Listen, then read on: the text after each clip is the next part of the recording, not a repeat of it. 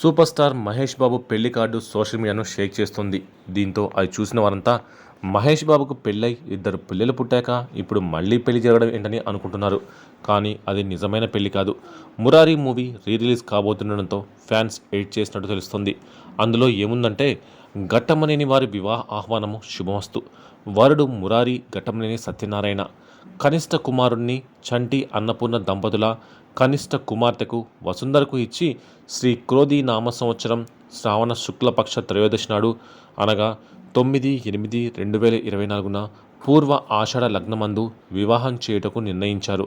కావున తామెల్లరూ కుటుంబ సమేతంగా వచ్చి నూతన వధూవరులను పేపర్ ముక్కలతో ఆశీర్వదించాలని కోరుతున్నాము అని అందులో రాసుకొచ్చారు. అంటే మహేష్ బాబు పుట్టినరోజు సందర్భంగా మురారి సినిమా ఆగస్టు 9న రిలీజ్ కాబోతుండడంతో ఫ్యాన్స్ ఇలా ఓ పెళ్లి కార్డుని ఎడిట్ చేసి సోషల్ మీడియాలో షేర్ చేశారు.